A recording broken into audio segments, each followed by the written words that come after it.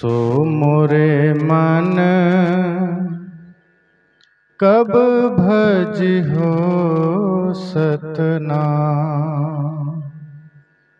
सतनाम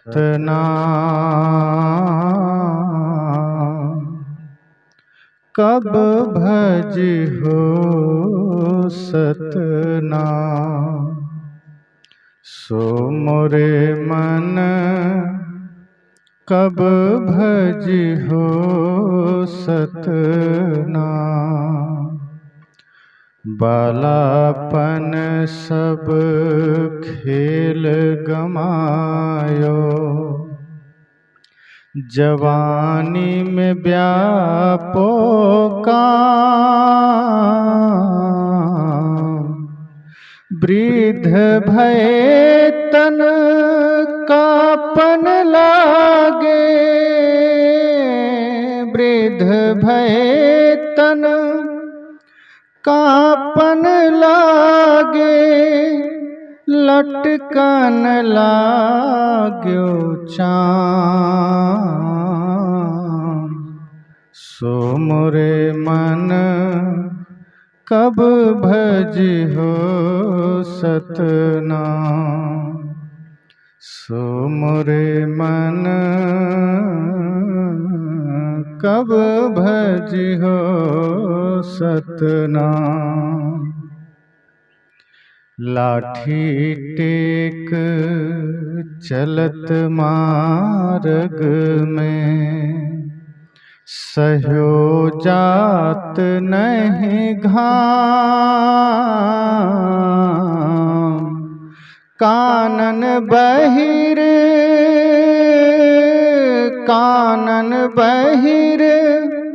नयन नहीं सूझे, दांत भयो है बेकाम।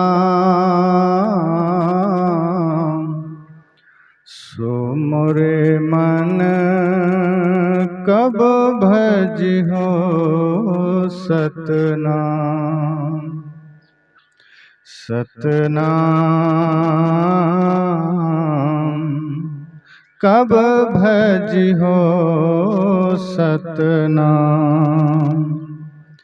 घर की नारी विमुख होए बैठी, घर की नारी विमुख होए बैठी। पुत्र करत बदनाम,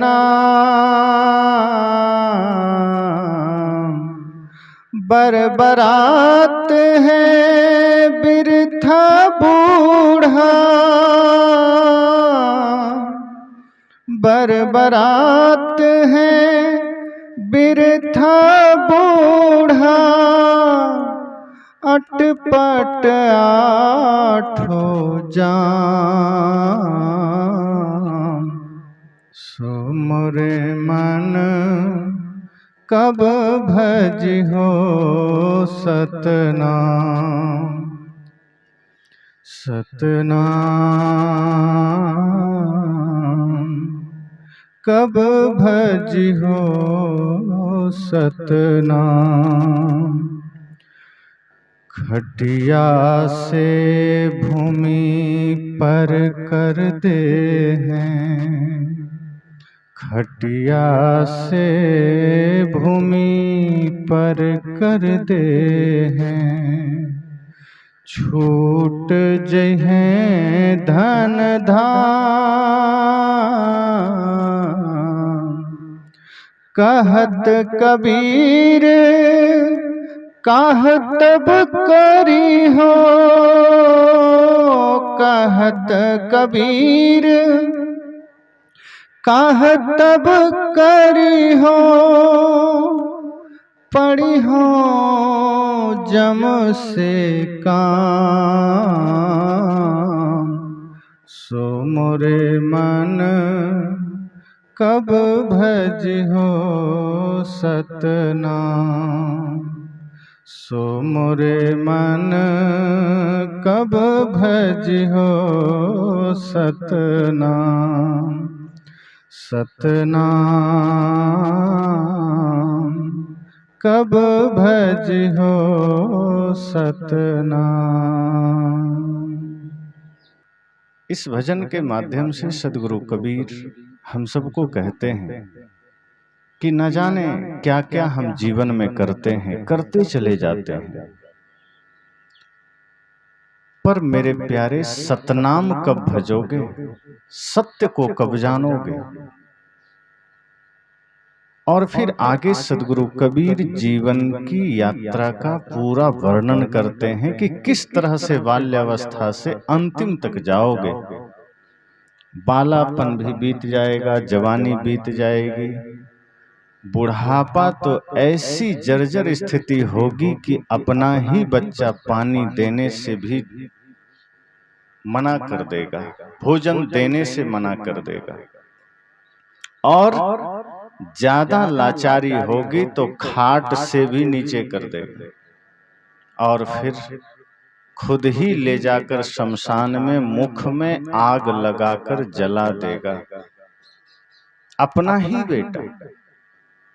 और कहते भी हैं कि जैसे शरीर जब मरघट में पड़ा हो तो मानो यह शरीर पूछता है मृत्यु से, शरीर खुद सवाल करता है कि किसने मुझे इस अंधेरे में लाके छोड़ा है। क्योंकि मरघट में कोई बल्ब तो नहीं जलता ना, वहां कोई दिए तो नहीं जलते, कोई प्रकाश तो नहीं है, कुछ नहीं, अंधेरा है, घना अंधेरा। तो मानो शरीर खुद पूछता है कि किसने मुझे लाकर इस अंधेरे में छोड़ा है।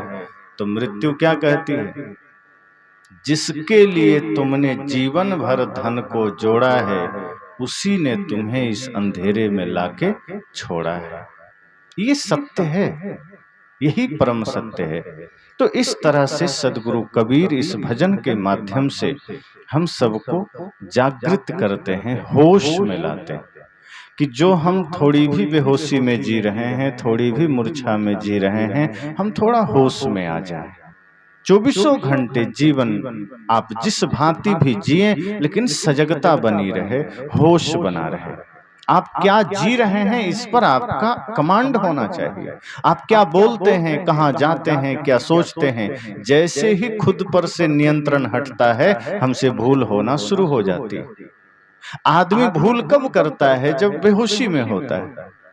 होश में कभी भूल नहीं होता। आप कितना भी ध्यान करें, लेकिन अगर भूल हो रही है इसका मतलब आप ध्यान में नहीं हैं। आप कितना भी सत्संग करें, यदि भूल हो रही है मतलब आप सत्संग में नहीं हैं। सदगुरु कहते हैं ध्यान का अर्थ ही है होश में जीना। होश में जीने का अर्थ यह है कि आप जो कुछ भी करें वो आपकी निगरानी में हो। हम अपना ही कर्म करते हैं और हम वहां मौजूद नहीं होते।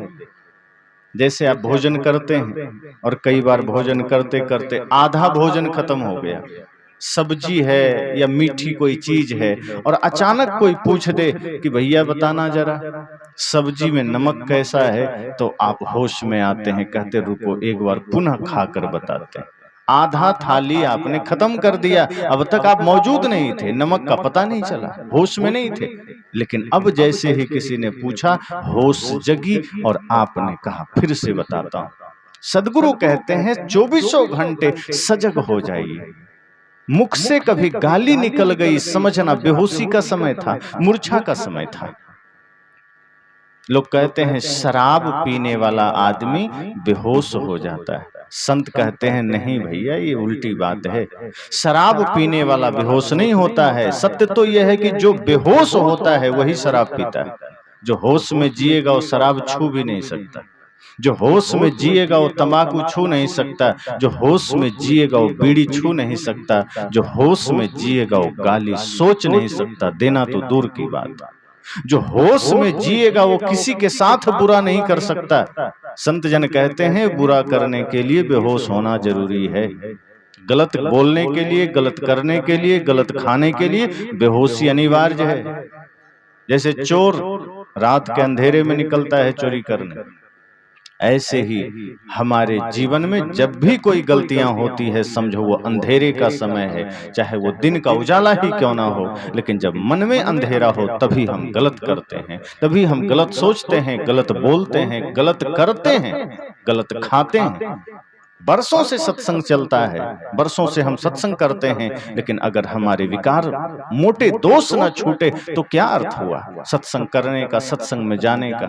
एक जगह मैं था तो मैं व्यवहारिक पक्ष पर बोल रहा था, बाद में एक सज्जन ने कहा, गुरुजी थोड़ा ध्यान पर भी बोलिए,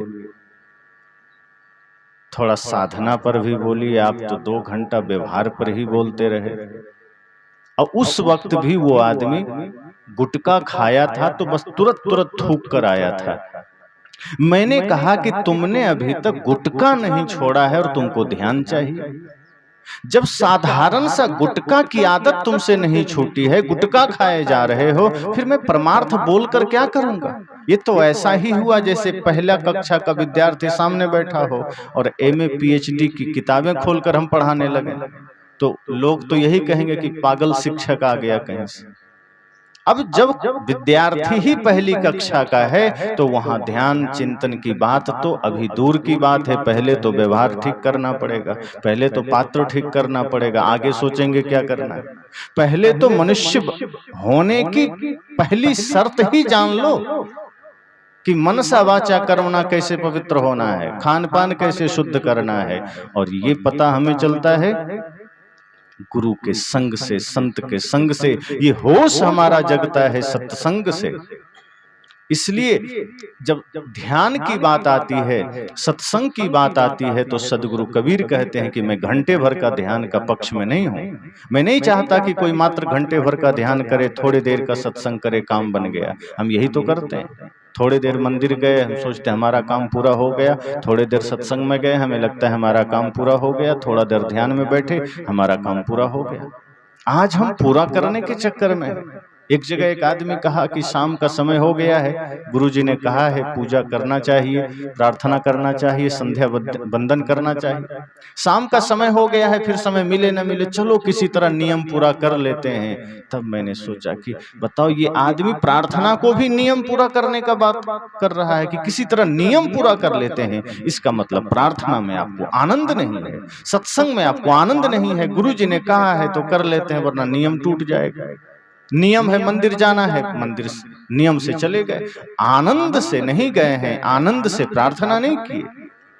इसलिए सदगुरु कबीर इस पक्ष में है ही नहीं कि आप घंटे भर ध्यान कर लो और तुम्हारा 23 घंटा ठीक हो गया। वे कहते हैं घंटे भर का ध्यान अगर आपके जीवन में भीतर तक उतरेगा तभी समझो 24 घंटे ध्यान हुआ है, वरना 1 घंटा तो कोई भी ध्यान कर लेता है, थोड़ी देर के लिए कोई भी पूजा कर लेता है, घंटा भर के लिए कोई पुजारी बन जाता है, कोई साधक बन जाता है। अनुकूलता में लोग साधक बन जाते हैं, अनुकूलता में कोई पुजारी बन गया, कोई भक्त बन गया।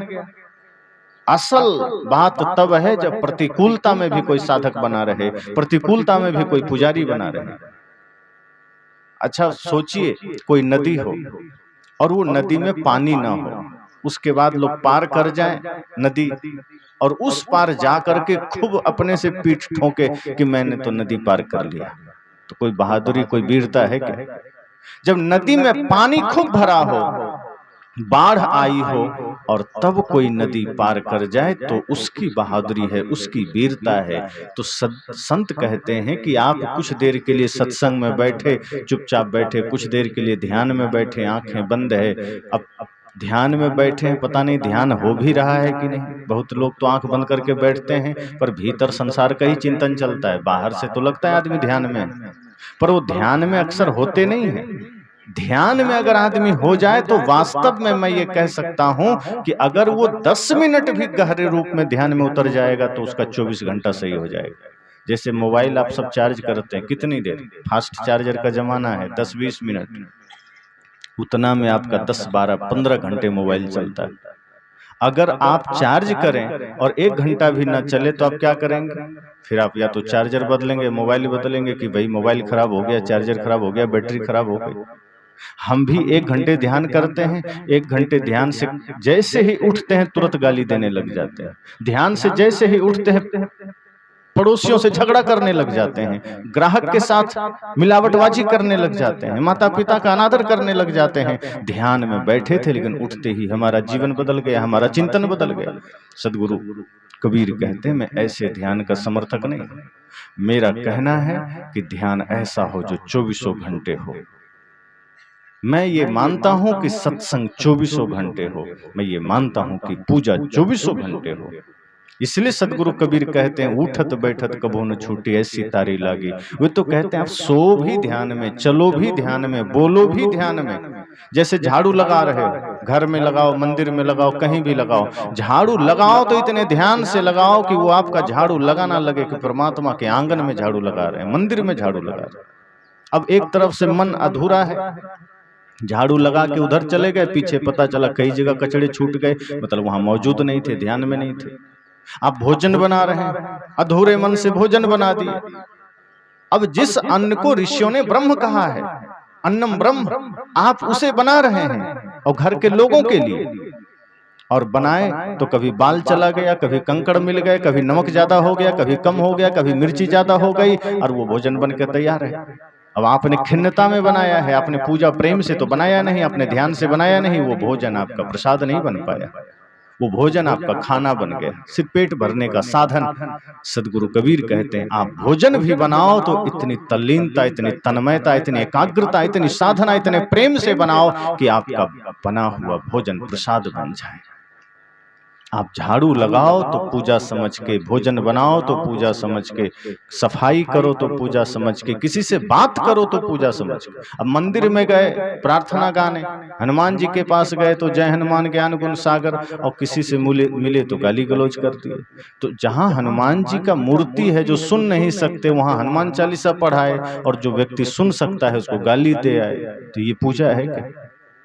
बल्कि जो सुन सकता है वहां प्रेम के शब्द बोलो, वहां मीठे शब्द बोलो, वहां सत्य शब्द बोलो। और सदगुरु कहते हैं कि अगर आप लोगों के साथ मीठा बोलने लगेंगे, सत्य बोलने लगेंगे, तो वही आपकी प्रार्थना है, वही आपकी पूजा है। तो सदगुरु कबीर ये नहीं कहते कि बस क्षण भर का ध्यान कर लो, क्षण भर का सत्संग कर लो। वो पूर्ण होश की बात करते हैं कि जीवन थोड़ा है, पूर्ण जागृति चाहिए। किसी से बोलना, किसी से बैठना, बात करना, कोई व्यवहार करना, आपका व्यवहार इतना मधुर हो जाए कि व्यवहार के ही रास्ते परमार्थ की यात्रा सरल हो जाए। अब जिसका आपस का व्यवहार ठीक नहीं है, जो प्रेम से जीवन नहीं जीता, वो क्या मुक्ति की बात समझेगा, वो क्या ध्यान की बात समझेगा? जो व्यवहार को ही नहीं समझ पाया वो ध्यान समझ पाएगा, वो परमार्थ समझ पाएगा। इसलिए गुरु की आवश्यकता पड़ती है। और एक बात और ध्यान देना कि जिसको परिवर्तन की चाह है वही गुरु के पास टिकता है। जिसको परिवर्तन की चाह नहीं है वो गुरु के पास भी जाता है तो वो फिर लौट आता है कि नहीं नहीं मेरे से नहीं होगा। फिर ऐसे लोग ही सस्ता रास्ता खोजते हैं कि गुरु की बात ना माननी पड़े, माता पिता की सेवा ना करनी पड़े, प्रेम में जीवन ना जीना पड़े, बस कुछ हम ऐसे ही दाएं बाएं कर लें, काम बन जाए। और इसमें हमारे कुछ कथावाचक बहुत आगे हैं जो आपको सरल रास्ता देते हैं। एक कथावाचक कह रहे थे कि आप कितना भी पाप करें कोई दिक्कत नहीं है, भाई से झगड़ा करना हो खूब करो, कोई चिंता की बात नहीं, माता पिता के साथ जितना दुर्व्यवहार करना हो करना, जितने पाप कर सकते हो, नशा दुर्व्यसन शराब सब कर लिए आपने जीवन में, लेकिन अगर फिर भी स्वर्ग जाना है तो रास्ता बचा हुआ है। अब वो रास्ता क्या है? तो उन्होंने क्या कहा कि अगर अंतिम चिता में आपको ले जाया जाएगा, अपने बच्चों से कह देना कि मेरे बेटे जब मुझे तुम शमशान ले जाना तो चिता में बस थोड़ा सा तुलसी का लकड़ी डाल देना। जैसे ही तुलसी का लकड़ी डालेंगे वो आदमी कितना भी जीवन भर पाप किया हो सीधे स्वर्ग चला जाएगा, सारा पाप खत्म हो जाएगा। अब जरा सोचिए, जब ऐसी बातें व्यास गद्दी से कही जाएगी तो पाप करने वाला सोचेगा ना कि अरे क्या चिंता, जीवन भर पाप करो, बेटे को समझा देंगे, खूब तुलसी का एक खेत ही लगा देंगे। जितना खेत हमारे पास है एक खेत में पूरा तुलसी ही लगा देना है, और तुलसी का पौधा एक कौन कहे, पूरा 10, 20, 50 जो है उसी से चिता जला देंगे, स्वर्ग चले जाएंगे। तो बदलना चाहेगा क्या? कोई क्रोध छोड़ने को राजी होगा? कोई दारू छोड़ने को राजी होगा? बीड़ी तंबाकू छोड़ने को राजी होगा? माता पिता के साथ प्रेम करने को राजी होगा? वो कहेगा क्यों करना इतना मेहनत, जब इतना सरल उपाय हमें मिल रहा है। और फिर वही लोग गीता का अपमान करते हैं, वही लोग रामायण का अपमान करते हैं, क्योंकि राम तो कहते हैं निर्मल मन जन सो मोहि पावा, मोहि कपट छल छिद्र न भावा। वो ये नहीं कहते हैं कि हाँ अंतिम में जो है तुलसी का माला डालकर आ जाना तो मुझे प्रिय हो जाओगे। वे तो ये कहते हैं कि निर्मल मन करना, पवित्र मन करना, कपट मत रखना। तो राम तो ये बात करते हैं। कृष्ण भी, पूरी गीता पढ़ लीजिए, 2 अध्याय से पूरा मनोविकारों को मुक्त करने की बात है। जितने भी मन में विकार हैं, जितने भी जीवन में विकार हैं, कृष्ण कहते हैं एक एक करके उसको निकालना पड़ेगा, मिटाना पड़ेगा। और जिस दिन तुम्हारा मन निर्मल हुआ तो तुम पाओगे कि तुम ही परमात्मा हो। उपद्रष्टानुमंता च भर्ता भोक्ता महेश्वर परमात्मेति चाप्युक्त देहेस्मिन् पुरुषः परः, कि तुम ही परमात्मा हो, फिर तुमसे भिन्न कोई नहीं। लेकिन वो परमात्मा की अवस्था कब आती है? जब मन निर्मल होता है, मन पवित्र होता है। तो ऐसे व्यास गद्दी से ही रास्ते दे दिए जाते हैं। और ना समझ आदमी सोचता है कि इतना सरल उपाय मिल गया, अब कुछ भी करने की जरूरत नहीं है, अब धर्म का मार्ग नहीं चाहिए, अब तो अधर्म करेंगे, अब तो पाप करेंगे। सदगुरु कबीर कहते नहीं, ये ठीक नहीं, इससे आपको कुछ नहीं मिलने वाला, बल्कि अंतिम में पछताना पड़ेगा। जब अंतिम घड़ी आएगी, शरीर लाचार होगा, आंखें लाचार होगी, पैर लाचार होंगे, इंद्रियां शिथिल होंगी, तब आप भजन भी नहीं कर पाएंगे। और उस वक्त आपको आभास होगा कि जवानी हमने गंवा दिया दूसरों के कहने पर। क्योंकि जब अंतिम घड़ी आती है तो जीवन की सारी कमाई आंखों के सामने नाचती है, और उस वक्त होश जगता है। तब होश जगता है जब शरीर लाचार हो जाता है, तब आप धर्म मार्ग पर चल भी नहीं सकते। उस वक्त एहसास होता है कि पूरी जवानी, पूरा समय हमने गंवा दिया, कुछ किया नहीं, हम कुछ कर नहीं पाए। लेकिन उस वक्त इतनी लाचारी रहती है, इतना शरीर नाकाम हो जाता है कि हम कुछ कर नहीं पाते। सदगुरु कबीर कहते हैं, जिंदा रहते रहते, शरीर में बल रहते रहते जाग जाना, होश में आ जाना। और आपका होश में आना ही पूजा है, ध्यान है, सत्संग है। सत्संग और क्या है? मान लो यहाँ 4 घंटे बैठ के सुन लिए, अब यहाँ तो ठीक है, सत्संग सुन लिए, यहाँ प्रेम है, भक्ति है, श्रद्धा है। लेकिन यदि घर जाने के बाद, बाजार जाने के बाद, लोगों के बीच जाने के बाद आपके झगड़े नहीं मिटे, आपके मन के विकार नहीं मिटे, आपके जीवन में जितनी भी समस्याएं हैं वो बनी ही रही, पिता के साथ, सास बहू के बीच, भाई भाई के बीच, मित्र के बीच, तो सदगुरु कहते हैं ये 4 घंटा जो आपने यहाँ बिताए हैं वो व्यर्थ ही गया, फिजूल ही गया, वो किसी काम का नहीं हुआ। इसलिए होश जरूरी है, और होश इस सत्संग से मिलेगा। इसलिए सदगुरु कबीर कहते हैं कि गुरु के पास जाना, सच्चे गुरु के पास, सदगुरु के पास जाना। अगर आप गुरु के पास जाएंगे तभी आपको मार्ग मिलेगा, रास्ता मिलेगा। एक आदमी ने कहा कि कोई जरूरी है गुरु के पास जाना, हम अकेले नहीं चल सकते क्या? वो गया एक संत के पास, प्रश्न किया, कहा कि संत जी आप लोग खूब चिल्लाते हैं गुरु करो, गुरु करो, गुरु के पास जाओ, गुरु जरूरी है, तो क्या गुरु के बिना काम नहीं बन सकता? तो संत ने कहा तो मेरे पास क्यों आया, घर में ही रह लेता, वहीं सोच लेता। कहीं आपसे ये पूछने आए हैं कि गुरु के बिना काम नहीं बन सकता क्या? संत ने कहा जब इतनी सी बात भी मुझसे पूछनी पड़ रही है तो सोचो कि भवसागर पार हो जाओगे। जब इतनी सी बात भी तुम्हें खुद पता नहीं है तो मुझसे पूछने आ गए कि गुरु के बिना काम नहीं हो सकता। जब यही तुम्हें पता नहीं है, जब ये भी तुम्हें जानना है किसी और से, तो संसार सागर पार कैसे करोगे अपने से? इसलिए गुरु चाहिए। तो मैंने कहा कि गुरु ऐसे हैं जो समझो कि गुरु धोबी शिष कापड़ा, साबुन सृजनहार, सुरति शिला पर धोइए निकसे ज्योति अपार। गुरु कैसे हैं? धोबी की तरह। जैसे धोबी कपड़े धोते हैं, रगड़ रगड़ कर, पटक पटक करके, और आप कपड़े देकर निश्चिंत हो जाते हैं। जो दाग आपसे भी नहीं छूटेगा वो धोबी छुड़ा देता है। इसलिए जब कई बार अपने से कपड़े के दाग नहीं छूटते तो हम धोबी को दे आते हैं। और वो फिर पटक पटक कर हमारे कपड़े का दाग छुड़ा देता है, मैल छुड़ा देता है, साफ करके कपड़े हमें दे देता है। सदगुरु कबीर कहते हैं कि आप अपने को गुरु को दे देना, गुरु धोबी हैं, आप कपड़ा है।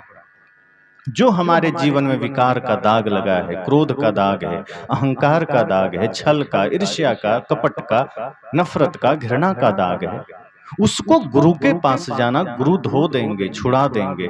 और जब गुरु को समर्पित कर दो तो प्रश्न मत करना कि चोट लग रही है, समर्पित हो जाना। जैसे आपके पैर, शरीर, हाथ, कहीं भी किसी भी अंग में कोई जख्म हो जाए, घाव हो जाए, फोड़ा हो जाए, तो आप डॉक्टर के पास जाते हैं, शरीर को समर्पित कर देते हैं कि लीजिए, अब आपको सौंप दिया। और डॉक्टर ऑपरेशन करने के लिए निकाले कैंची या जो भी औजार है वो निकाले, चाकू निकाले। अब आप देखें और डर के भाग जाएं कि नहीं ये तो फिर ठीक नहीं है, चाकू नहीं लगाना, कैंची मत लगाना, तो डॉक्टर ऑपरेशन कर पाएगा। डॉक्टर के हाथ में कैंची है, चाकू है, वो आपको मारने के लिए नहीं है। अगर वहां समर्पित हो गए तो जख्म, फोड़ा, फुंसी से आप मुक्त हो जाएंगे, दर्द से मुक्त हो जाएंगे, आपको स्वास्थ्य मिल जाएगा, आरोग्य मिल जाएगा। लेकिन घबरा गए तो फोड़ा बना रहेगा, वो जख्म बना रहेगा, और फिर अंदर अंदर वो इतना भयंकर हो जाएगा कि वही आपके लिए जानलेवा हो सकता है। सदगुरु कहते हैं कि गुरु के पास भी जब जाना तो ऐसे ही समर्पित हो जाना। गुरु अनुशासन के साथ आपके जीवन के एक एक दाग को मिटाएंगे, दूसरा नहीं मिटा पाएंगे। अगर गुरु जीवन में नहीं है तो आप चल ही नहीं सकते। भौतिक जीवन में भी आपको सामान्य चीजें जाननी हो तो मार्गदर्शक की आवश्यकता पड़ती है, गुरु की आवश्यकता पड़ती है। संसार से कैसे पार होना है, भव दुखों से कैसे छूटना है, बंधन से कैसे छूटना है, मुक्ति कैसे पानी है, इसके लिए तो गुरु की ही आवश्यकता है, बल्कि सदगुरु की आवश्यकता है। तो गुरु धोबी, शिष्य कापड़ा। और अन्यत्र सदगुरु कबीर ने कहा है कि गुरु कुम्हार, शिष्य कुंभ है। दोनों बात मिलाइए। एक जगह सदगुरु कबीर कहते हैं कि गुरु धोबी हैं, शिष्य कपड़ा है, और एक जगह सदगुरु कबीर कहते हैं गुरु कुम्हार है, शिष्य घड़ा है। कैसे? जैसे मिट्टी जब कच्ची होती है और उसका घड़ा बन जाता है तो कभी टेढ़ा मेढ़ा रहता है बनने के समय, तो हल्का सा जब वो कड़ापन आ जाता है, मतलब पूरा नरम नहीं रहता, हल्का सा कड़क होता है, तब कुम्हार उसको ले करके अंदर हाथ दे के चोट कर करके उसको ठीक कर देता है। अब बाहर से कोई देखेगा तो लगेगा कि ये घड़ा बना करके इसको ठोंक काहे रहा है, लगता है तोड़ने का मन है। लेकिन सच तो यह है कि घड़े को तोड़ने नहीं जा रहा है, वो घड़े में जो कहीं भी टेढ़ापन है उसको ठीक करना चाहता है। इसी तरह से जो गुरु होते हैं वो ये परवाह नहीं करते कि शिष्य मेरे पास आया और मैं थोड़ा अनुशासन सिखाऊंगा तो भाग जाएगा। गुरु ये सोचते हैं कि अगर मेरे पास कोई शिष्य आया है तो अनुशासन, आत्मानुशासन और ज्ञान में इसको परिपूर्ण करना है, और उसके लिए जो जिज्ञासु शिष्य है, समर्पित शिष्य है, वो रुक जाता है, टिक जाता है। तो गुरु ऐसे हैं जो हमें बनाना चाहते हैं, हमारे जीवन को सुंदर बनाना चाहते हैं। गुरु ऐसा नहीं है कि हमें वो पोषित करेंगे कि तुम कैसा भी हो कोई बात नहीं, बस मुझे गुरु मान लो, तुम कुछ भी करो कोई हर्ज नहीं, तुम जैसे रहो। सच्चे गुरु आपके बुराई को निकालना चाहते हैं, आपको पवित्र करना चाहते हैं। इसलिए मैंने कहा कि जीवन में होश जरूरी है, बेहोशी ही सारी समस्याओं का जड़ है। और जब गुरु के निकट हम जाते हैं तो गुरु हमें होश सिखाते हैं, गुरु हमें जागृति सिखाते हैं, गुरु हमें यह कला सिखाते हैं कि दिन रात हम कैसे होश में रह सकें, कैसे जागा हुआ रह सकें, नींद में भी हम जागें और जागे में भी जागें। ये सबसे बड़ी बात है। आदमी कहता है दिन में तो मैं जागा हुआ हूं, लेकिन दिन में जागा हुआ नहीं है आदमी, ज्यादा पाप जागे हुए में ही करता। आंख खुली है लेकिन पाप तो हो रहे हैं। आंख खुली है और आप नशा कर रहे हैं, आंख खुली है आप गाली दे रहे हैं, आंख खुली है हिंसा कर रहे हैं, तो जागा हुआ है कि सोया हुआ? फिर तो जगा हुआ नहीं है। अगर जगा हुआ अपने को मान रहे हैं कि आंखें खुली है, सदगुरु कहते हैं ये बाहर की आंख खुली है, भीतर की आंख बंद है, जो विवेक की आंख है। तभी तो इसलिए तो साहब ने कहा कि मैं कहीं समझाऊं या जग अंधा, मैं किसे समझाऊं, जगत के लोग अंधे हैं। तो किसी ने कहा कि कबीर साहब को ही बस आंख है, संसार अंधा है। तो संत जन कहते हैं अंधा तो है ही। अब देखो गुटखा के पैकेट पर लिखा है कि कैंसर हो सकता है, फिर भी खा रहे हो कि नहीं, अंधा है कि नहीं। शराब की थैली में लिखा है स्वास्थ्य के लिए हानिकारक है, फिर भी पी रहे हो, तो अंधा ही तो हो। जितने भी नशा के पैकेट हैं उस पर लिखा है कि यह स्वास्थ्य के लिए हानिकारक है, आदमी फिर भी पी रहा है। सदगुरु हमें वो आंखें दे देते हैं कि हम सोए जागे में भी जागते हैं, पूर्ण जागरण। इसलिए बेहोशी मिटाना जरूरी है, मूर्छा मिटाना जरूरी है। ये समझ जाना कि आपके जीवन से दुख मिटते क्यों नहीं। ये संपूर्ण अध्यात्म किस लिए है, समझ जाओ। गुरु की आवश्यकता किस लिए, अध्यात्म की जरूरत क्यों है, ये इतने शास्त्र क्यों है, गीता, रामायण, वेद, उपनिषद, बीजक, धम्पदम, किस लिए। ये सिर्फ और सिर्फ संपूर्ण मनुष्य जीवन के दुखों को मिटाने के लिए है। और सबसे बड़ी समस्या ये है कि दुख है और दुख का निवारण भी है। ऐसा नहीं कि निवारण नहीं है। अब जिन्हें पता नहीं है वो सोचते हैं कि दुख तो है लेकिन इसका निवारण क्या होगा, इसी में किसी तरह जीना है।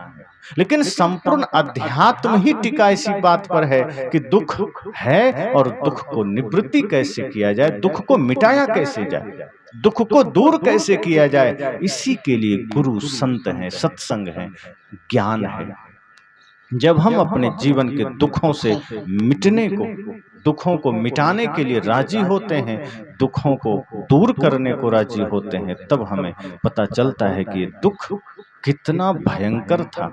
और जब तक हमें पता ना हो तब तक हम दुख में जीते रहते हैं, उसे अपनी नियति मान करके। बहुत से लोग संसार में रहते हैं, घर परिवार में, वो ये मान लेते हैं कि ये मेरी नियति है। बहुत से माताएं ऐसी होती है, घर में बहुत दुख पाती हैं, भयंकर, पुत्र से, पति से, सास ससुर से, पड़ोसी से, लेकिन वो ये मान लेती हैं कि ये मेरी नियति है।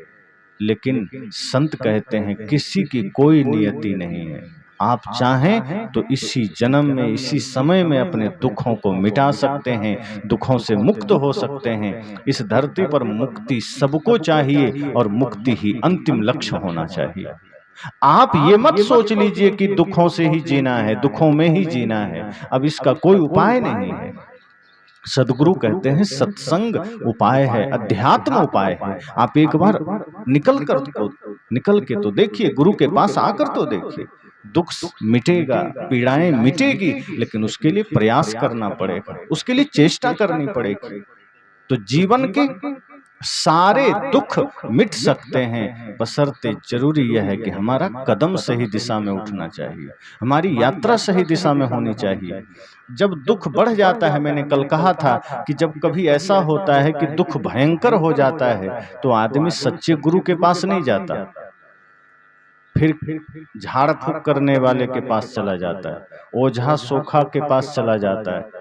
जो व्यक्ति झाड़ फूक से आपको ठीक करना चाहता है, जंत्र मंत्र से कुछ ठीक करना चाहता है, ताबीज देकर ठीक करना चाहता है, फिर हम ऐसे सस्ते उपाय के लिए चले जाते हैं। सदगुरु कहते हैं ये सब बेहोशी में हो रहे हैं, ये सब मूर्छा में हो रहे हैं। इसलिए गुरु की शरण में आना आवश्यक है, तब हमें जीवन का बोध होता है। और एक बात और समझ लीजिए कि मुक्ति के लिए ऐसा नहीं है कि घर छोड़ना पड़ेगा। मुक्ति के लिए पहली शर्त है कि सिर्फ कामना छोड़नी है, मोह छोड़ना है, आसक्ति छोड़नी है, सारे विकारों को छोड़ना है। और आप जानते हैं कि जनक जी परिवार में रह करके, समाज में रह करके सत्य को पा लिए, मुक्ति को पा लिए, देह धर कर भी विदेह कहा गए। ये रास्ता है। एक व्यक्ति ने पूछा कि हम संसार में रहते हुए माया से मुक्त कैसे हो सकते हैं, संसार में रहते हुए हम क्रोध से मुक्त कैसे हो सकते हैं। क्रोध सबको आता है, छोटी छोटी बात में क्रोध आ जाता है, अहंकार भी आ जाता है। तो मूल ये दो विकार तो सबके जीवन में है, क्रोध और अहंकार। तो उसने पूछा कि क्रोध और अहंकार से हम मुक्त कैसे होंगे? एक संत से पूछा। तो संत ने कहा, देखो अब मैं जो जवाब दूंगा वो तो शब्दों में होगा, रटा रटाया होगा। ऐसा करो, तुम जनक के पास चले जाओ, राजा जनक तुम्हें बहुत बढ़िया सटीक उत्तर देंगे। अब मैं तो सन्यासी हूं, मेरे पास वैसा कोई व्यवहार नहीं है, कोई प्रतिकूलता नहीं, मैं यहाँ चुपचाप अपनी कुटिया में तपस्यारत हूं, तो मैं जो कहूंगा वो प्रैक्टिकल नहीं होगा, पर तुम जनक के पास चले जाओ, वो तुम्हें प्रैक्टिकल समझा देंगे। वो चला गया। जब दरबार में गया तो देखता है राजा जनक सिंहासन पर बैठे हैं और सामने नृत्य चल रहा है, दरबार लगा है, सब लोग झूम रहे हैं, नाच रहे हैं, बाजे गाजे बज रहे हैं। वो आदमी सोचता है मैं गलत जगह आ गया, लगता है महाराज जी संत जी ने गलत पते पर भेज दिया। कहा वो संत कितना एकांत जगह में बैठे थे, कितना शांत जगह में बैठे थे, और ये मुझे कहाँ भेज दिए? यहाँ तो नृत्य चल रहा है। ये मुझे क्रोध से मुक्ति का बात बताएंगे, यहाँ मुझे काम से मुक्ति का बात पता चलेगा। क्रोध से अहंकार से मुक्ति यहाँ तो नहीं चलेगा। वो सोचा कि लगता है गलत जगह आ गए। तभी जनक जी की नजर पड़ गई। उसने कहा आओ इधर, क्या बात है? कहा नहीं नहीं बस ऐसे ही आ गए थे। कहा नहीं कुछ तो बताओ। उसे लगा मैं गलत जगह आ गया, अब क्या बताना? जनक जी ने कहा फिर भी बताओ। उसने कहा कि एक संत है, उन्होंने कहा आपके पास आने के लिए मैं आ गया। कहा मामला क्या था? कहा मैंने उनसे पूछा था कि क्रोध से कैसे मुक्त रहें, संसार में रहते हुए, परिवार में रहते हुए अहंकार से कैसे मुक्त रहें, लोभ से कैसे मुक्त रहें, काम से कैसे मुक्त रहें, तो वो आपके पास भेज दी। लेकिन यहाँ का मामला देख रहा हूँ, नजारा देख रहा हूँ तो कुछ और ही है। मुझे लगता है मैं गलत जगह आ गया। जनक ने कहा शाम हो गई है, रात होने को, कल चले जाना, क्या जल्दी? अब तुम आ ही गए हो तो रुक जाओ। कहा ठीक है कोई हर्ज नहीं, हम रुक जाएंगे, लेकिन एक शर्त है। जनक ने कहा कि रुक जाओ, लेकिन एक शर्त है। कहा क्या? कहा मेरे सबसे छोटे कमरे में तुम्हारा निवास रहेगा, वहां रहना पड़ेगा और रात में भागना नहीं। करिए काहे को लोग भागेंगे, छोटा कमरा हो बड़ा कमरा हो, रह लेंगे। कहा ठीक है चलो। सिपाही को समझा दिया और कमरे में भेज दिया। लेकिन जैसे ही कमरे में घुसा तो देखा इतना छोटा कमरा, काल कोठरी की भांति, कोई खिड़की नहीं। और जैसे ही वो घुसा तो बाहर से दरवाजा भी लगा दिया, ताले लगा दिए। अब वो अंदर गया। कहा चलो कोई बात नहीं, करवट भी बदल नहीं सकते, लेकिन कोई बात नहीं, सो जाते हैं, रात भर की बात है। वो जैसे ही सोया तो ऊपर देखता है कि 2 तलवारें लटक रही थी, एकदम भयंकर तलवारें, और वो भी कच्चे धागों में बंधी थी, बढ़िया मजबूत रस्सी में नहीं बंधी थी, कच्चे धागे। अगर थोड़ा सा भी छिपकली भी उस पर पूंछ मार दे तो टूट के गिर सकता था। और जब वो गिरता तो इतनी जगह नहीं थी कि वो बच सकता था। कमरा इतना छोटा था कि अगर तलवार गिरती तो सीधे उसके शरीर में, सीने पर गिरती। अब वो तो घबरा गया। अब उससे लगा कि ये राजा हमको मारना चाहता है, अब ये राजा हमको मार ही देगा, अब हम जिंदा नहीं बचेंगे, क्योंकि जिस कमरे में मैं घुस गया हूं यहां से तो मेरी आवाज भी बाहर नहीं जाएगी, इतना भयंकर काल कोठरी है। और वो लेट गया किसी तरह, और उसकी नजर कहां चली गई? तलवार पर। अब वो सोच रहा है कि मेरे और मृत्यु के बीच में सिर्फ छोटा सा धागा है, वो भी कच्चा धागा। कब वो धागा टूटे कि मेरी मृत्यु सामने खड़ी हो जाएगी। ऐसा ही चिंतन उसका पूरा चलता रहा, पूरी चेतना, पूरा ध्यान उस कच्चे धागे पर अटक गई, और उस कच्चे धागे के रूप में वो पूरा मृत्यु को देखने लगा। इस तरह से नींद तो आई ही नहीं, रात बीत गई। और सुबह जब होने को हुआ तो राजा और सैनिक आए, दरवाजा खोले, कहे निकलो बाहर। वो हड़बड़ा के तुरंत बाहर निकला। राजा जनक ने कहा कि बताओ कैसी नींद आई? करे नींद? कहाँ की नींद? कैसी नींद? और काहे को नींद? आपने ऐसे जगह निवास दे दिया जहां नींद तो छोड़ो, शांति भंग हो गई, मेरा तो कुछ भी ध्यान नहीं था। कहा कमरा कैसा लगा? कहा कौन सा कमरा? मेरा ध्यान कमरे पर था ही नहीं। कहा खिड़कियां तो नहीं थी, गर्मी तो नहीं लगी? कहा काहे को गर्मी? अरे मेरा तो पूरा ध्यान उस कच्चे धागे पर था, आपने जैसे जगह ऐसे जगह दे दिया कि अब मरे तो मरे, अब मृत्यु आई कि आई, कुछ भी दूसरा ख्याल नहीं था, कुछ भी दूसरा चिंतन नहीं था। कहा मुझ पर कभी क्रोध आया कि नहीं? कहा आपका भी ध्यान नहीं था, इतना समय ही नहीं था कि मैं क्रोध कर सकता था। कहा अहंकार जगा कि नहीं? कहा कुछ भी टाइम नहीं था, बस एक ही ख्याल था कि अब मरे तो मरे, क्योंकि कच्चे धागे में मेरी मौत अटकी थी, धागा टूटता कि मैं मर जाता। राजा ने कहा कुछ समझ में आया? कहा नहीं, हम तो आए, रात बेकार हो गई, आपने कुछ बताया नहीं। कहा अरे यही तो बताया। क्या? कहा तुम सिर्फ रात भर बैठे रहे, लेटे रहे, और तुम्हें अपनी मृत्यु दिखाई दी, क्योंकि ऊपर 2 नंगी तलवारें लटकी थी। मैं जिस सिंहासन पर बैठता हूं वहां 24 घंटे मेरे ऊपर 2 नंगी तलवारें हमेशा लटकती रहती, और मैं भी सब कुछ देखते हुए, राज्य चलाते हुए, दरबार में बैठते हुए भी 24 घंटे अपने मृत्यु को देखता हूं। और जब मृत्यु सामने हो तो ना क्रोध सामने होता है, ना अहंकार सामने होता है, ना लोभ सामने होता है, ना काम सामने होता है। मृत्यु जब सामने हो तो कोई विकार सामने आ ही नहीं सकता। क्रोध कब आता है? जब मृत्यु सामने ना हो। अहंकार कब आता है? जब ये आभास होता है कि हमें तो यहीं जीना है, हमें तो यहीं रहना है। अगर अभी किसी को पता चल जाए कि 24 घंटे का आयु है, अहंकार होगा क्या? किस चीज का? अगर ये पता चल जाए कि अगले 2 घंटे में हमको यहाँ से जाना है, ये धरती छोड़ देनी है, किस चीज का घमंड हो? तन का, धन का जाएगा? ना धन जाएगा ना तन जाएगा, घमंड किसका होगा? हम कितना घमंड करते हैं, जरा सोचो। जिस धरती पर कभी लौट कर नहीं आना है वहां हम इतना घमंड कर रहे हैं। जो हमारे पूर्वज चले गए दोबारा कभी लौट कर आए क्या? कोई मैसेज मिला, कोई संदेश मिला, कोई फोन आया कि हाँ हम आने वाले हैं, सुरक्षित पहुंच गए? नहीं, जो यहाँ से चला गया दोबारा यहाँ कभी लौट के नहीं आता। हम चले जाएंगे, हम भी कभी लौट कर नहीं आएंगे। जिस घर को, जिस जमीन को, जिस पद को, जिस धन को आज हम अपने सीने से लगा कर बैठे हैं, एक दिन ऐसा होगा कि दोबारा कभी किसी काल में यहाँ हमारा आना नहीं होगा। ये शरीर हमारा कहाँ होगा? राख बना होगा कि मिट्टी बना होगा, कोई पता भी नहीं चलेगा। सदगुरु कहते हैं यही तो होश है। बेहोशी जैसे ही आती है, क्रोध अपना लगने लगता है, काम अपना लगने लगता है, संसार अपना लगने लगता है, और उसी बेहोशी में हम न जाने कितने पाप करते चले जाते हैं।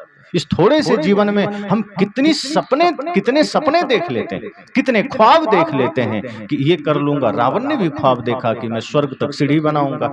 एक समय ऐसा आया कि शमशान घाट में रण क्षेत्र में पड़ा था, थर्राते थे पांव, जिसके सामने जाते हुए देखा उसके खोपड़ी को ठोकरें खाते हुए। ये स्थिति है। तो संसार में यही तो होना है। सदगुरु कहते हैं होश में आ जाओ। बेहोशी रहेगी तो दुख बना रहेगा, बेहोशी रहेगी तो सत्संग कुछ काम नहीं करेगा, बेहोशी रहेगी तो ध्यान कुछ काम नहीं करेगा। ध्यान तभी काम करता है जब ध्यान का उपयोग हम अपनी मूर्छा को मिटाने के लिए करेंगे, वरना कई बार ध्यान ही अहंकार का कारण बन जाता है, सत्संग भी अहंकार का कारण बन जाता है, दान भी अहंकार का कारण बन जाता है, धर्म भी अहंकार का कारण बन जाता है। अब जैसे देखो कुछ लोग दान किए, अब उनको अहंकार हो गया कि मुझसे बड़ा दानी कौन है। तो सोचो वो दान जो कि पुण्य का कारण बन सकता था, अहंकार आते ही आपके लिए पाप का कारण बन गया। जैसे कोई सत्संग कर रहा है और किसी दूसरे ने कुछ थोड़ी सी भी मन के विपरीत बात कर दी, वो कहता है मुझको सिखा रहे हो, मैं इतना दिन से सत्संगी हूं, तुम मुझे सिखाओगे। बस वहीं सत्संगी खत्म हो गया।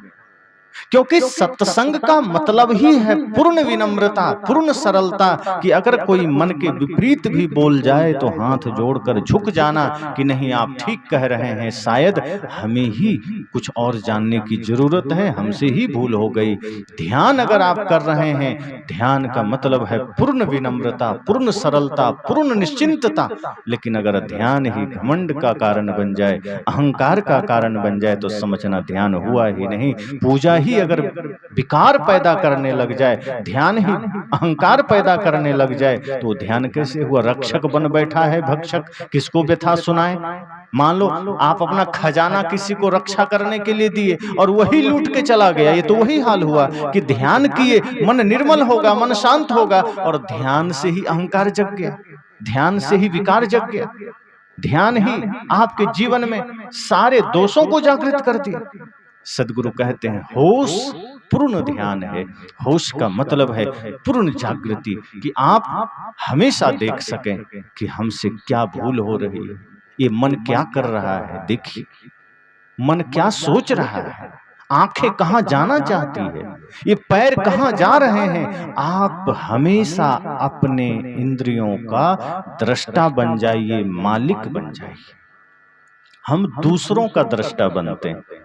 पड़ोसी क्या कर रहा है, पड़ोसी का बेटा कहां पढ़ रहा है, पड़ोसन ने कैसी साड़ी खरीदी है, पड़ोसी ने कैसा मोबाइल खरीदा है, पड़ोसी ने कैसा घर बनाया है, हम ये देखते हैं।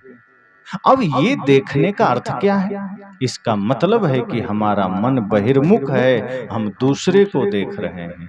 दूसरे को कितना खेत है हम ये जानना चाहते हैं, दूसरे के पास कितना धन है हम ये देखना चाहते हैं, दूसरे के अंदर कितना क्रोध है ये हम देखना चाहते हैं, दूसरा आदमी चोर है हम ये देखना चाहते हैं। सदगुरु कहते हैं ये बेहोशी का लक्षण है। जिस दिन आप अपने भीतर के अहंकार को देखोगे, जिस दिन आप अपने भीतर के क्रोध को देखोगे, अपने मन को देखोगे, उसी दिन आप विजयी हो जाओगे, उसी दिन आप विजेता बनोगे, उसी दिन आप सफल होगे।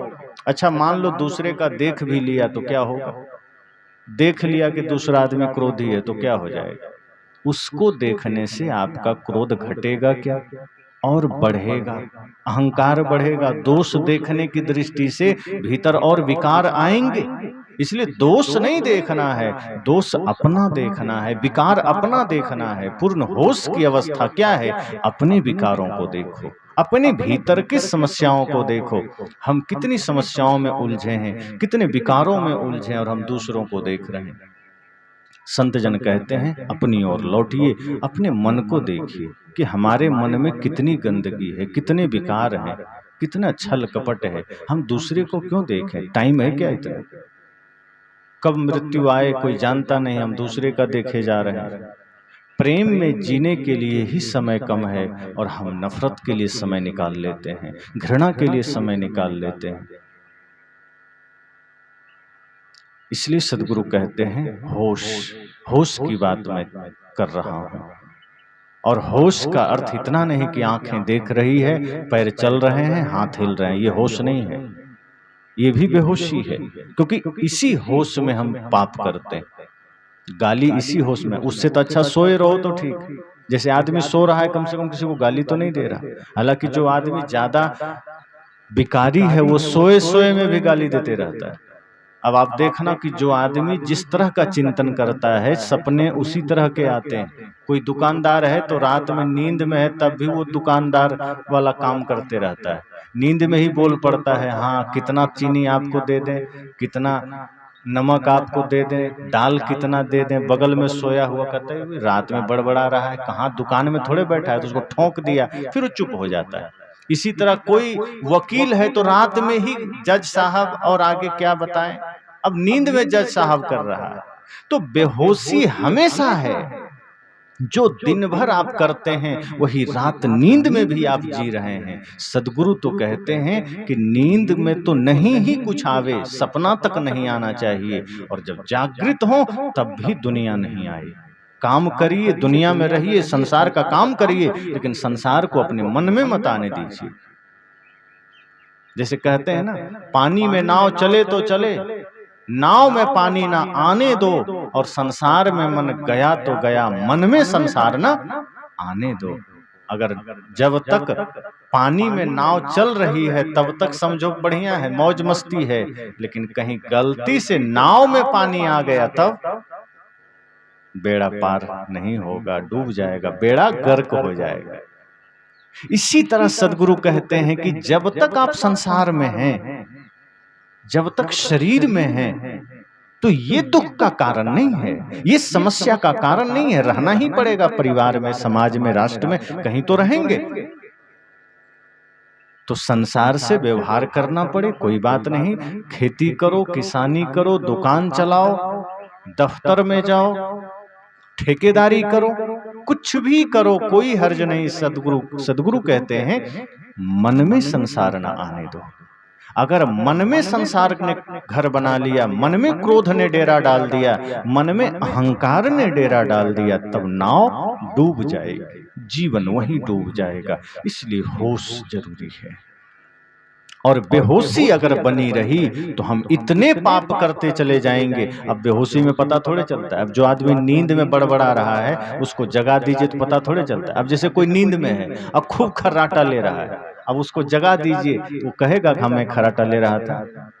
आप ही खुद को सोचिए, रिकॉर्ड करके सुनाएगा तब लगेगा कि हाँ बात सही है। इसी तरह जब हम बेहोशी में कुछ करते हैं हमें पता ही नहीं चलता हम गलत कर रहे हैं। क्रोध करने वाला कभी नहीं कहता कि मैं गलत कर रहा हूं, उस वक्त कहता है मैं ठीक कर रहा हूं, मेरा क्रोध सही है। और क्रोध को भी वो सही मान करके फिर क्रोध करता है, अहंकार को सही मान करके करता है, लोभ को सही मान करके करता है। लेकिन ये सब बेहोशी की चीजें हैं। होश जगेगा तो क्रोध विदा हो जाएगा, होश जगेगा तो सारे विकार विदा हो जाएंगे। इसलिए सदगुरु कबीर होश की बात करते हैं। लेकिन ये सारी साधनाएं व्यक्तिगत जीवन के लिए। एक जगह मैं बोल रहा था बिहार में ही, तो एक आदमी ने कहा कि क्या क्रोध और हिंसा भी एकदम पाप है? मैंने कहा देखो, क्रोध करना पाप है, हिंसा भी पाप है, लेकिन इसकी परिभाषाएं समय के साथ बदल जाती है। इसको हम ये नहीं कह सकते कि पूरा ही पाप है। अगर आप सामाजिक जीवन में हैं, व्यवहारिक जीवन में हैं, अगर आप अपनों के बीच हैं, समाज में रहते हैं, परिवार में रहते हैं, वहां क्रोध पाप है, वहां हिंसा पाप है। लेकिन यदि आप राष्ट्र धर्म का पालन कर रहे हैं, बॉर्डर पर खड़े हैं, तो वहां परिभाषा बदल जाती है। क्योंकि जो भारत की हमारी सेना है, अब वो सोच ले नहीं हमको तो प्रेम में जीना है, और कोई आतंकवादी सामने से आ गया तो काम चलेगा? फिर वो प्रेम की भाषा नहीं समझेगा, वहां तो क्रोध करना पड़ेगा। फिर वो सत्य की बात नहीं समझेगा, वो प्रेम की बात नहीं समझेगा, वहां हिंसा भी करनी पड़ेगी, उसको मारना भी पड़ेगा। तो अगर आप यहाँ किसी को मार देंगे तो क्या होगा? पाप होगा, हिंसा होगी, 302 के तहत जेल में जाना पड़ेगा, फांसी भी हो सकती है। लेकिन हमारे जवान, हमारे सैनिक अगर एक आतंकवादी को मार दे तो क्या होगा? जेल होगा कि मेडल मिलेगा? मेडल मिलेगा। मतलब हिंसा उन्होंने भी किया है, लेकिन वो पाप हुआ क्या? हिंसा वहां भी हुई है, लेकिन वो हिंसा अहिंसा बन गई। क्यों? क्योंकि वहां व्यक्तिगत स्वार्थ नहीं था, अपने लिए नहीं मारा, राष्ट्र के लिए अधर्मियों को दंड दिया है, राष्ट्र की सुरक्षा के लिए उसने हिंसा की है। और राष्ट्र की सुरक्षा के लिए अगर हिंसा की जाए, क्रोध किया जाए, तो वो भी धर्म बन जाता है, वो भी श्रेष्ठ बन जाता है। तो ऐसे जगह में अलग बात है, लेकिन ये नहीं है कि प्रयोग हमें कहाँ करना है। अब क्रोध का प्रयोग कहाँ करना है, हिंसा का प्रयोग कहाँ करना है? अब बॉर्डर पर करना है हिंसा का प्रयोग, घर में करना है प्रेम का प्रयोग। हमने उल्टा कर दिया, घर में हिंसा करने लगे और बाहर दूसरों के साथ मित्रता करने लगे। जो दुश्मन है, देश के गद्दार हैं, उससे हमने चंद पैसों के लालच में दोस्ती कर ली, उसको हम अपने देश की खबरें देने लगे। तो उल्टा हो गया कि नहीं? जैसे श्री कृष्ण के हाथ में सुदर्शन चक्र भी है और बांसुरी भी है। सोचो वो क्या संकेत है? संकेत यही है कि जब अपनों के बीच रहो तो प्रेम की बंसी बजाना, लेकिन जब कोई राष्ट्र का दुश्मन हो, मानवता का दुश्मन हो, तो क्रोध का सुदर्शन चक्र भी उठा लो तो पाप नहीं है। यही हम सबको करना है। अगर हम अपनों के बीच हैं, समाज में हैं, देश के भीतर हैं, तो हमें प्रेम से जीना है, हमें विनम्रता से जीना है, सरलता से जीना है, होश में जीना है। लेकिन अगर बात राष्ट्र की आ जाए, मानवता की आ जाए, और वहां अगर कभी हथियार भी उठाना पड़े तो पाप नहीं है। ये बात सदगुरु श्री अभिलाष साहेब जी ने भी कही थी।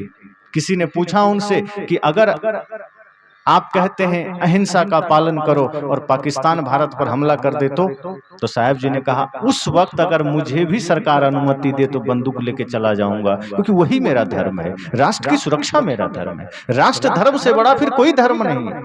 लेकिन इसका अर्थ ये नहीं कि अपनों का दिल दुखा दो, इसका अर्थ ये नहीं है कि उसकी आड़ में तुम पाप करने लग जाओ। वहां भी अहिंसा ही है, क्योंकि आप करोड़ों लोगों की रक्षा के लिए एक को दंड देने जा रहे हैं, अरबों लोगों की जान बचाने के लिए आप एक को दंड दे रहे हैं। इसका मतलब है तो मूल में अहिंसा ही है, तो मूल में प्रेम ही है, तो मूल में धर्म ही। इसलिए धर्म की परिभाषा भी समय समय के साथ बदलती है, लेकिन व्यक्तिगत जीवन में सदगुरु कबीर कहते हैं होश, होश की बात करते हैं। बेहोशी जहां आती है हम सब गड़बड़ कर देते हैं, अपनों को ही दुश्मन मान लेते हैं, अपनों से ही छल करने लगते हैं, अपने ही जीवन को हम बिगाड़ लेते हैं नशा, दुर्व्यसन, घृणा से, तमाम तरह के विकारों से। सदगुरु कहते हैं होश में आ जाओ। और फिर बाद में क्या होता है, हम बेहोशी में इतने पाप कर जाते हैं, इतना गलत काम कर जाते हैं कि हम रोते हैं कि क्या करें, भगवान ने हमारे किस्मत में बहुत दुख लिख दिया।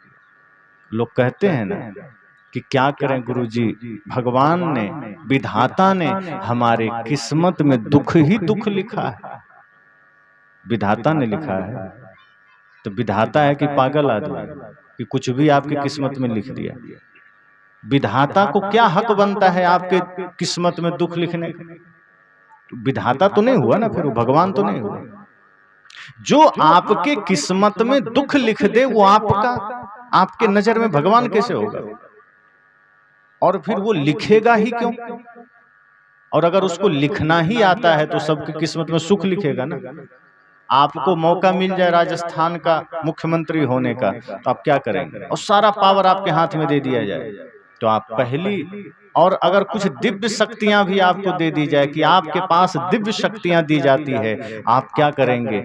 राजस्थान के लोगों के भाग्य में दुख लिखेंगे कि सुख लिखेंगे? आप सोचेंगे कि कैसा भी कोई हो, मुझे राजस्थान के लोगों के भाग्य में सुख लिख देना है, लोगों के जीवन में समृद्धि ला देना है। और अगर मन गंदा होगा तब भले कुछ करेंगे, लेकिन मन निर्मल है, मन पवित्र है, तो आप क्या करेंगे? सबके सुख की कामना करेंगे। तो भगवान का मन गंदा है जो सबके जीवन में दुख लिख दिया।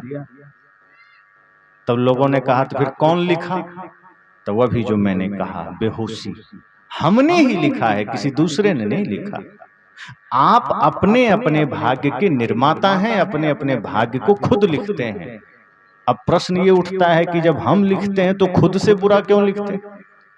आपको अपना भाग्य लिखने को मिल जाए तो खुद से गंदगी लिखेंगे? सदगुरु कहते हैं बेहोशी में लिखते हैं, लिखते ही इतने नींद में है कि हम खुद से उल्टा पुल्टा लिख लेते हैं। अब नींद में क्या लिख रहे हैं, बेहोशी में क्या लिख रहे हैं, पता चलेगा। तो बेहोशी में हमने गंदगी ही लिख ली है, बुराई ही लिख ली है। इसलिए सदगुरु कहते हैं होश में जीना। बेहोशी में जियोगे तो जीवन गड़बड़ हो जाएगा, नरक बन जाएगा। इसलिए होश जरूरी है, और वही होश लाने के लिए गुरु की संगत जरूरी है, गुरु का आश्रय जरूरी है। इसलिए साहब ने कहा गुरु धोबी सिसका पड़ा, साबुन सिरजनहार। कि सदगुरु धोबी हैं, आप अपने जीवन को, मन को गुरु को समर्पित कर देना। और जब गुरु धीरे धीरे मन के मैल को धोएंगे, मन के विकार को धोएंगे, तब जीवन निर्मल होगा। क्योंकि गुरु जो अपने ज्ञान से, अपने विचार से, जैसे साबुन से आप धोते हैं तो दाग मिटते हैं, सदगुरु अपने ज्ञान रूपी साबुन से हमारे मन को धोते हैं, जीवन को धोते हैं, तो जीवन निर्मल बनता है। इसलिए तो साहब कहते हैं कि कभी कोई दाग लग जाए वो चिंता की बात नहीं है। मान लो किसी कुसंग के कारण जीवन में दाग लग गया, वो चिंता नहीं है। चिंता की बात तब है जब जीवन में दाग लगा है और हम मिटाने को राजी नहीं। अगर हमारे जीवन में कोई कुसंगवश कोई दोष आ गया, नशा हमने सीख ली है, बीड़ी तंबाकू का लत हमें लग गया है, गुटखा का लत लग गया है, सदगुरु कहते हैं कुसंगवश हो सकता है, हो गया हो, चिंता की बात नहीं। लेकिन जब जागो उसको छोड़ दो, उस बुराई से अपने आप को अलग कर लो, तब आपकी विजय है। दाग लग जाना कोई बड़ी बात नहीं है, लग जाएगा। मनुष्य गलती का पुतला है, अक्सर हो ही जाती है। जो कर ले ठीक गलती को उसे इंसान कहते हैं। ये धरती पर ये संभव है कि हम कुसंग में पड़ेंगे तो कुछ गलतियां आ जाएगी, कुछ दोष आ जाएंगे, हो सकता है हमारे जीवन में कोई बुराई आ जाएगी, लेकिन इसका मतलब ये नहीं कि बुराई के साथ जीना है, जीवन भर बुराई में रहना है, उसको ठीक करना है, और जो ठीक कर ले वही इंसान है। और पराया दर्द को जो अपनाए उसे भगवान कहते हैं, जो दूसरे के भी कष्ट को हर ले वही भगवान हो जाता है। इसलिए सदगुरु कबीर कहते हैं कि हमारे जीवन में भी ये अवसर मिला है कि हम अपने अपने दोषों को धो सकें, अपने अपने मन के मैल को धो सकें, और उसके लिए गुरु की आवश्यकता है, और सबने किया है। सदगुरु कबीर के भजन की पंक्तियां याद है ना? ध्रुव प्रहलाद सुदामा ने ओढ़ी, शुकदेव ने निर्मल कीनी चदरिया, शुकदेव ने निर्मल कीनी, दास कबीर ने ऐसी ओढ़ी, दास कबीर ने ऐसी ओढ़ी, ज्यों की त्यों धर दीनी चदरिया, झीनी रे झीनी के राम नाम रस भीनी चदरिया, झीनी रे झीनी। सदगुरु कबीर कहते हैं कि ये शरीर रूपी चादर ध्रुव ने भी ओढ़ी, प्रहलाद ने भी ओढ़ी, सुदामा ने भी ओढ़ी, जितने भी नाम गिन लो, जीवन में कोई दोष आया, कोई दाग आया, उन्होंने ओढ़ा, गुरु की शरण में जाकर उसे निर्मल किया, पवित्र किया। हम सबको भी जीवन में मौका मिला है, संतों का संग मिला है, सदगुरु का संग मिला है। अगर कोई दोष आ भी गया है, कोई बुराई जीवन में आ भी गई है, जिसके वजह से जीवन नरक बना है, जिसके वजह से जीवन पूरा समझो कि तहस नहस हो गया, चौपट हो गया, उसके लिए जरूरी यह है कि अब गुरु की शरण में आइए, गुरु के संग में जाइए, और धीरे धीरे अपने दोषों को देखिए, उसको मिटाइए। और सदगुरु कबीर ने कहा कि मैंने तो जैसा ओढ़ा वैसा ही धर दिया, मैंने जैसा शरीर लिया प्रकृति को वैसा ही लौटा दिया। प्रकृति ने हम सबको शरीर दिया, कैसा? निर्मल दिया था ना। देखो बच्चों को कैसा है कोई दाग? बच्चों के जीवन में कोई दोष है? नशा, दुर्व्यसन, जातिवाद, क्षेत्रवाद, शराब, झूठ, छल, कपट, जातिवाद कुछ नहीं है, वो निर्मल है। प्रकृति ने जैसा दिया है वैसा पवित्र बच्चों का जीवन है, और इसकी परख उसकी आंखों को देखो, परख करनी है। उसकी आंखों में सौम्यता है, निर्मलता है, पवित्रता है। लेकिन जैसे जैसे समाज की संगत में हम पड़ते जाते हैं, समाज का रंग हम पर चढ़ते जाता है, और जीवन में छल, क्रोध, ईर्ष्या, द्वेष, जातिवाद की दाग लगते चली जाती है। धीरे धीरे धीरे धीरे पूरा जीवन जो प्रकृति ने दिया था सुंदर, मुख में दांत कैसा दिया था? एकदम मोती के समान चमकने वाला। जब दांत आता है पहली बार तो कितना चमकता है, लेकिन आदमी बीड़ी पी करके, गुटखा खा करके, तंबाकू खा करके दांत को कैसा बना लिया? जैसे सारा कूड़ादान मुंह ही बन गया, कुछ भी डाले जा रहा है, पूरा एकदम दांत ऐसा लगता है दांत है ही नहीं। मुख आदमी खोलता है तो पता ही नहीं चलता दांत है भी कि नहीं, ऐसा बदरंग हो गया मुंह। अरे मुंह है, कूड़ादान थोड़े कुछ भी डाले जा रहे। ये परमात्मा का मंदिर है शरीर, और मुख उसका दरवाजा है, इसमें कुछ भी डाले जा रहे हैं। सदगुरु कहते हैं होश आवश्यक है। ये शरीर मंदिर है, इसमें गंदगी नहीं डालना, इसमें कचरा नहीं डालना। इसलिए बच्चों से सीखिए कि प्रकृति ने जैसा उसको जीवन दिया है, कितनी निर्मलता है, कितनी सौम्यता है। तभी तो बच्चे को भगवान का रूप कहते हैं, क्योंकि झूठ नहीं है उसमें, कोई छल नहीं है, कोई कपट नहीं है। लेकिन धीरे धीरे हमने गंदगी धारण किया, दाग लगाए, तो कहीं अपनों से ही बैर साध लिया, कहीं शराब के दुकान में बैठने लग गए, कहीं गांजा पीने लग गए, कहीं छल करने लग गए, कहीं दूध में पानी मिलाने लग गए, कहीं चावल में कंकड़ मिलाने लग गए, हल्दी में मिलावटबाजी, घी में मिलावटबाजी, तेल में मिलावटबाजी, और इंसानों के साथ तो करते ही थे। अब तिरुपति बालाजी में भगवान के प्रसाद में भी चर्बी मिला दी गई। देते हैं भगवान को धोखा, इंसान को क्या छोड़ेंगे। सही तो कहा कि जो भगवान को धोखा दे रहे हैं वो आपको छोड़ेंगे, इंसान को छोड़ेंगे क्या। इतनी स्थिति खराब हो गई इंसानियत की। सदगुरु कहते हैं जाग जाइए, ये संसार कचड़ा बन गया, लेकिन इस कचड़े में से भी आप हीरा बन सकते हैं, क्योंकि ये जीवन हीरा है, ये कीमती है, ये महत्वपूर्ण है। इसलिए होश जरूरी है। किसी भी समय अगर एक भी विकार जीवन में दिखे तो समझ जाना कि ये बेहोशी का लक्षण है और मुझे बेहोश नहीं रहना है। अगर कभी क्रोध आए, अपने को जागृत कर लेना, होश में आ जाना। कभी किसी के लिए निंदा का भाव आए, आलोचना का भाव जगे, किसी में दोष देखने का भाव जगे, कभी किसी की बुराई करने का मन कर जाए, तुरंत अपने भीतर झांकना, आंखें बंद करना, अपना अवलोकन करना कि ये पाप मैं क्यों कर रहा हूं, मुझे नहीं करना। सब में परमात्मा बैठा है, मैं सब में अच्छा देखूंगा। मुझे मक्खी नहीं बनना है, गंदगी पर नहीं बैठना, मुझे मधुमक्खी बनना है, शहद इकट्ठा करना है, मुझे गंदगी इकट्ठा नहीं करना। मक्खी और मधुमक्खी में यही तो फर्क है। मक्खियों को देखो जहां तहां गंदगी देख के बैठ जाती, लेकिन मधुमक्खी गंदगी में नहीं बैठती, वो शहद के लिए फूलों पर बैठती है। आप भी संकल्प लेना कि मुझे मक्खी नहीं बनना, मुझे दूसरे का दोष नहीं देखना है और जीवन में दोष रहने नहीं देना है। अगर कोई दोष है उसे मिटा देना है और दूसरे के भीतर से कुछ अच्छाई लेकर आ जाना है। सार सार को गही रहे, देई असार बहाए। तो सदगुरु कबीर एक होश की बात करते हैं, ध्यान की बात करते हैं कि जो 24 घंटे होश में जीता है, समझना वही ध्यान करता है, वही पूजा करता है, वही सुमिरन करता है। और जो व्यक्ति एक भी मिनट के लिए मूर्छा में गया, वही पाप कर सकता है, वही छल कर सकता है, वही कोई भी जीवन में बुरा कृत्य कर सकता है। तो बहुत होश में जीने की बात हम सबको ध्यान रखनी है। परम होश, परम जागरण की अवस्था, परम ध्यान की अवस्था, ये साधारण नहीं है। इसके लिए निरंतर आत्मचिंतन चाहिए। सुबह सो के उठिए तो आत्मचिंतन करिए। सुबह जब सो के उठिए तो मत सोचिए कि हमें धन कैसे कमाना है, खेत में कैसे जाना है। 10 मिनट, आधे घंटे अपने बारे में आत्मचिंतन करिए, अपने को देखिए, स्वयं को निहारिए, योग में जीवन को लगाइए, ध्यान में जीवन को लगाइए।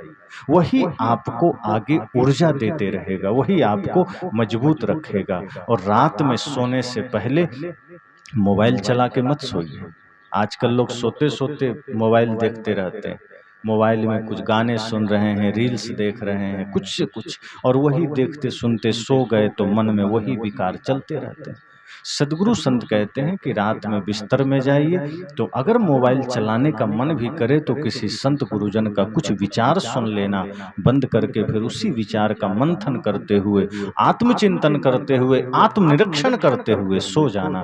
और जब आत्मचिंतन करके आप सोएंगे तो नींद आएगी, लेकिन सपना नहीं आएगा, पूरी गहरी नींद होगी। इस तरह से धीरे धीरे जब आप जीवन में होश लाने की चेष्टा करेंगे, पूर्ण जागरण लाने की चेष्टा करेंगे, तो ही एक एक करके विकार मिटेंगे, वरना विकारों से भरा जीवन है। अगर नहीं मिटाए तो लाखों करोड़ों अरबों लोग इसी पाप के साथ धरती में समा गए, हम सब भी समा जाएंगे, कौन क्या करेगा। सदगुरु तो कहते हैं कि मैं आवाज लगा रहा हूँ, जागना है तो जाग जाओ, वरना हम तो आवाज लगाते निकल जाएंगे। अगर आप नहीं जागे तो पुनः 84 के चक्कर में पड़ जाएंगे, न जाने फिर कब मनुष्य जीवन मिले, कोई नहीं जानता। तो बहुत बहुत शुभकामनाएं। आज चौथा दिन का सत्संग यहाँ विराम होता है, कल आखिरी दिन बचा है। संतों ने कहा अंत भला तो सब भला। हालांकि ये निरंतर जो हमने संतों से विचार सुने हैं, चाहे हमारे श्रद्धे अनिल साहब जी के क्रांतिकारी विचार आप सुने हों, चाहे धीरेन्द्र साहब जी के विचार सुने हों, वो सारे विचार समझो कि हम सबके जीवन को होश में ही लाने के लिए है, सचेत करने के लिए है, सजग करने के लिए है। ये क्रमशः इसको अवलोकन करते जाइए, चिंतन करते जाइए, मंथन करते जाइए, और मंथन के बाद जो सार